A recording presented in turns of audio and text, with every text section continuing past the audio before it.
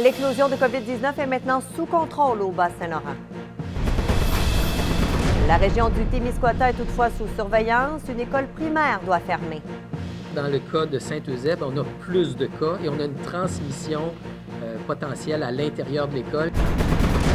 Charlevoix soulagé de devenir une sous-région alors que la capitale nationale bascule en zone orange. Il faut continuer à être vigilant parce que la proximité avec l'agglomération de Québec est réelle. Le Bas-Saint-Laurent deviendra la référence au Québec pour innover en acériculture. Votre TVA Nouvelle commence maintenant.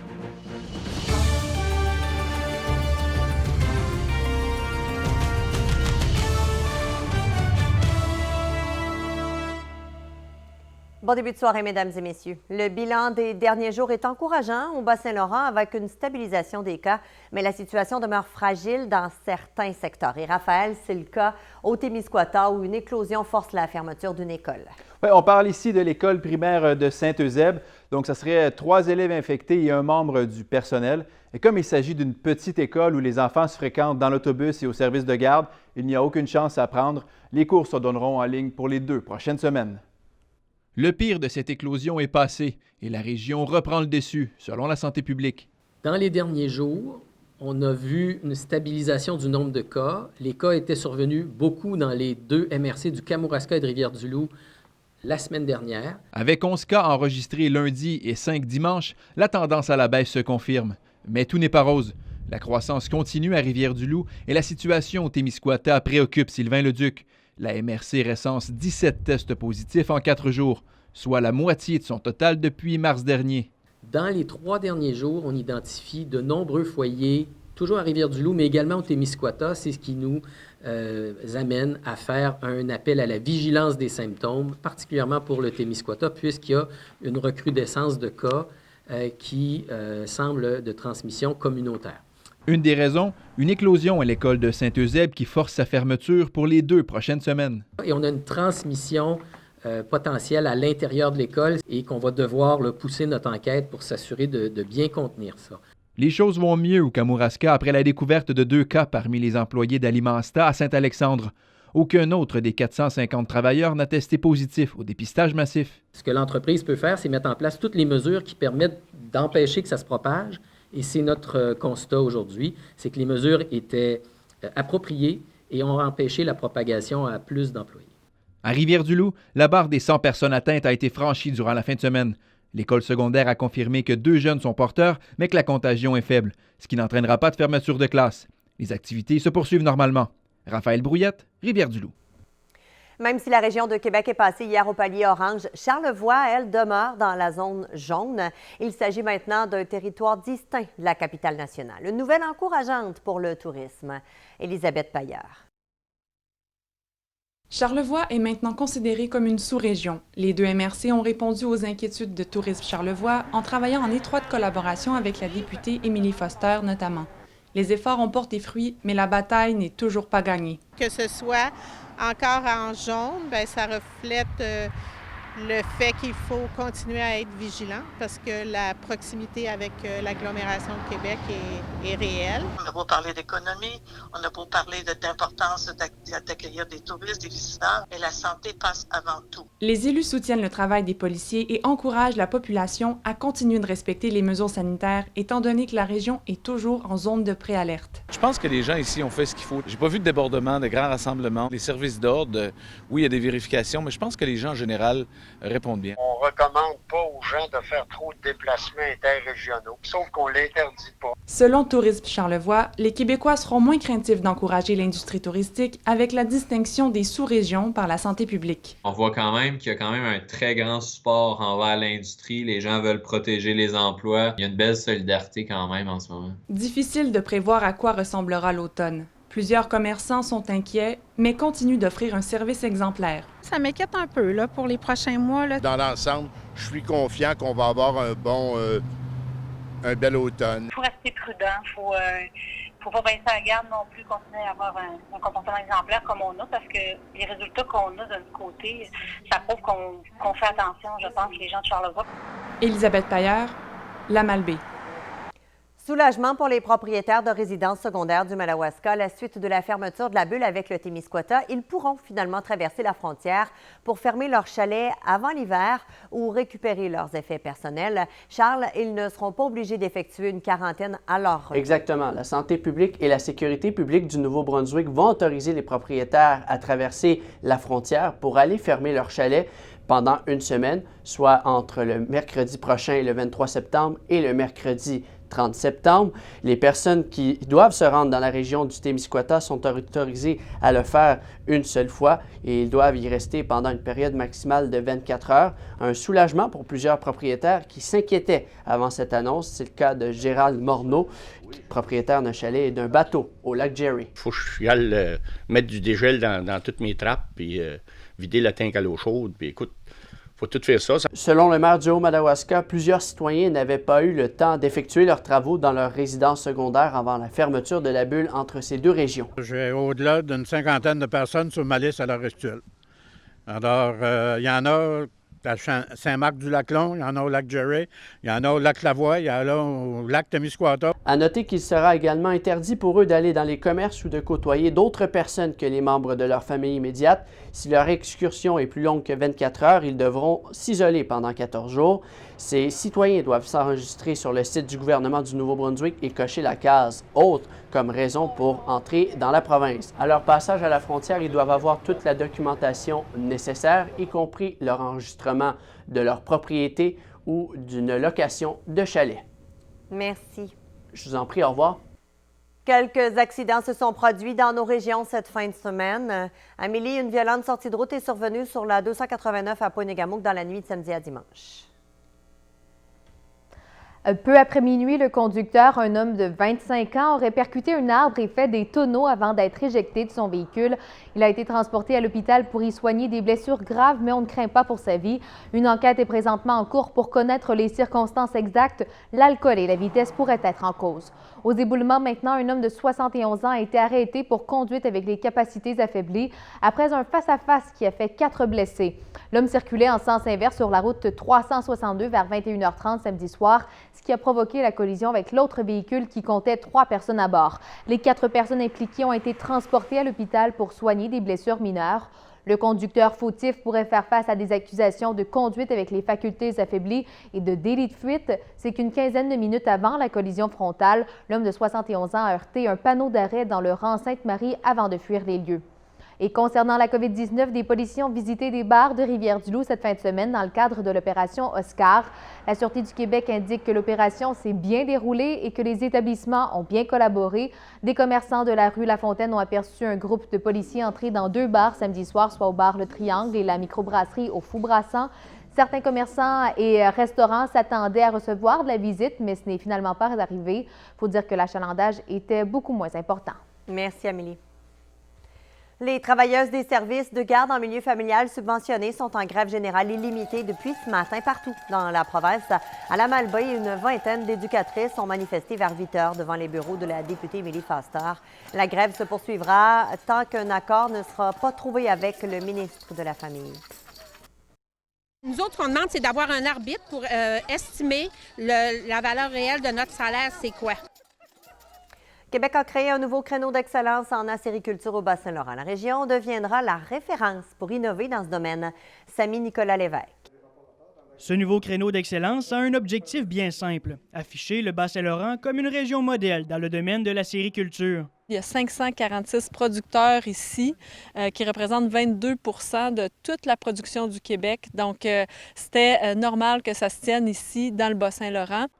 Si l'innovation est ressortie souvent comme une des missions principales du créneau, la compétitivité a aussi été mentionnée. Le créneau va justement nous permettre de continuer d'aller encore plus loin puis de rester compétitifs sur les marchés parce que nos voisins du Sud, eux aussi, sont en train de s'organiser là. Cette entente de 3 ans rapportera 100 000 $ par année au domaine de l'acériculture au Québec. En frais de volume de sous, bien, c'est un premier pas. On sait que 100 000, c'est là, mais ça peut augmenter. C'est pour 3 ans, mais pourquoi pas se rendre à 5 ou... On va commencer par 3, puis on verra plus tard. Elle permettra aussi aux producteurs de travailler en étroite collaboration avec ceux qui fabriquent les équipements ou les chercheurs pour en faire, par exemple, une industrie plus verte. Si demain matin, on était en mesure d'éliminer le pétrole, on peut développer un sirop d'érable carboneux. Selon le président de l'érablière de la Tour, à Biencourt, il en faudra davantage pour que l'industrie se développe. On est déjà informatisé beaucoup. On a beaucoup de... autant en forêt, les stations que la cabane. Je pense que ça peut aller beaucoup plus loin que ça. La ministre régionale Marie-Ève Proulx et le député Denis Tardy ont promis d'importantes retombées économiques avec l'annonce de ce nouveau créneau d'excellence. Samy-Nicolas Lévesque, à Biencourt. La municipalité de Saint-Mathieu-de-Rioux pourra finalement faire l'acquisition de l'église afin de la transformer en centre multifonctionnel et en bibliothèque. Au terme d'un référendum, 184 citoyens se sont montrés en faveur du projet contre 160 en désaccord. Le taux de participation est de 37 %. Le projet qui divise pourra aller de l'avant. La municipalité avait fait une offre globale et finale à la fabrique en mai dernier. Vincent, un club de baseball junior de Trois-Pistoles connaît toute une saison. Ouais, la formation des Basques a entamé sa série finale du bon pied en fin de semaine dernière. Et parlant de finale, Michel, c'est la dernière soirée de l'été et on espère pouvoir en profiter. Aucun problème, partout ce sera beau, mais ça va prendre un manteau, surtout au Nouveau-Brunswick.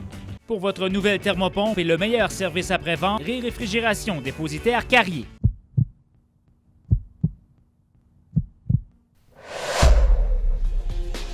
En 2009, quand j'ai racheté l'entreprise, mon but premier était de prouver à tout le monde que l'expérience des 42 dernières années était encore là. Puis on a réussi.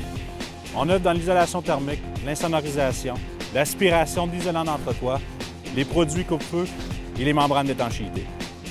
Résidentiel ou commercial, l'isolation Tousignan doit devenir votre premier choix en matière d'isolation. VTT, UTV, vous savez où trouver ce que vous recherchez? Chez KDL Charret dans nos nouveaux locaux, toujours à Ponigamuk. Pour des équipements forestiers ou de jardin, scie à chaîne, débroussailleuses, fendeuses, coupe-herbe, tondeuses, tracteurs, souffleurs à main, c'est chez KDL Charret. Nos spécialistes en mécanique auto et petits moteurs effectuent le ramassage, la livraison, l'entretien et la réparation de votre véhicule. Pour un vaste choix de vêtements, casques et accessoires pour VTT, moto, motoneige et pour un accueil chaleureux, c'est KDL Charret à Ponigamuk, 904 rue principale. Rafraîchissez votre salle de bain avec une nouvelle baignoire de Bain Magique. Chaque bain est garanti à vie et installé en toute sécurité. Passez de démodé à moderne, d'ordinaire à extraordinaire. La magnifique baignoire dont vous avez toujours rêvé. Parfaitement conçue et installée par un de nos experts en moins d'une journée. Nous sommes fiers d'être québécois et de contribuer à créer ces moments magiques depuis 35 ans. Réservez votre consultation gratuite dès aujourd'hui. Mazda célèbre ses 100 ans et chez Martin Mazda, votre concessionnaire de distinction, on souligne ça en grand. Passez nous voir pour découvrir les promotions en vigueur pour cette occasion très spéciale. C'est le moment idéal de faire l'essai de modèles de la série CX, CX3, CX5, CX9 et le nouveau membre de la famille, le CX30. Figurant parmi les seuls berlins au pays à offrir la traction intégrale, la Mazda 3 est équipée en option de notre technologie iActive. Rendez-vous chez Martin Mazda à Edmundston ou visitez martinmazda.ca pour l'inventaire complet. À l'avant-garde depuis 5 générations, Bijouterie Air Savard perpétue la tradition. Bijoux de qualité, marque renommée, service professionnel et personnalisé. Centre de réparation qui allie savoir-faire et techniques actuelles. Rachat de votre or sous toutes ses formes. Bijouterie Air Savard, fière de son histoire, tournée vers l'avenir depuis 1885. Pour votre nouvelle thermopompe et le meilleur service après-vente, Réfrigération dépositaire Carrier. Les sports, une présentation de Grand Portage Nissan et son événement Liquidation totale.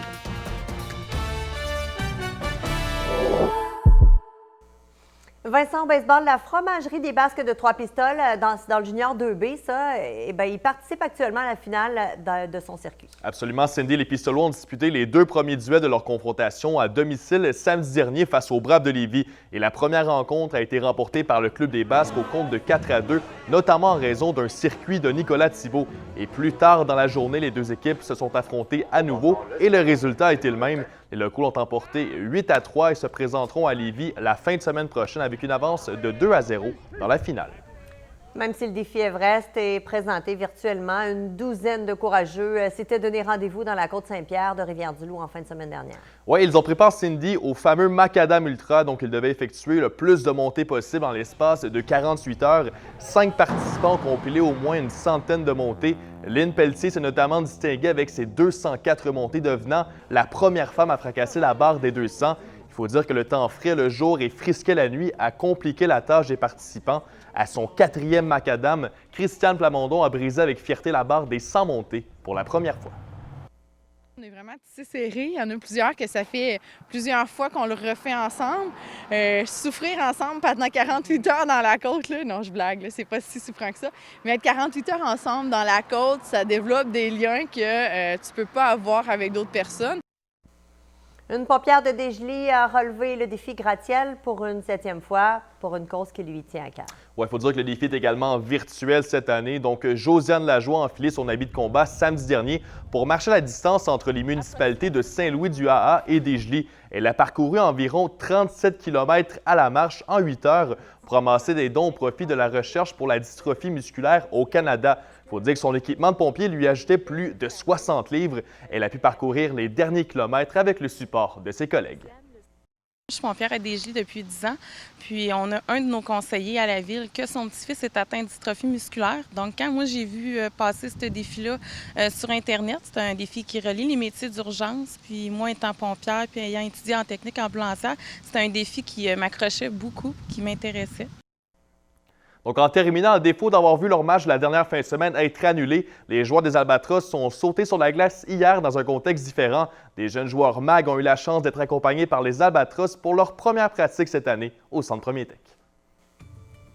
La météo, une présentation de Meubles Tardy de Trois-Pistoles, votre centre d'électroménager Général Électrique de la région.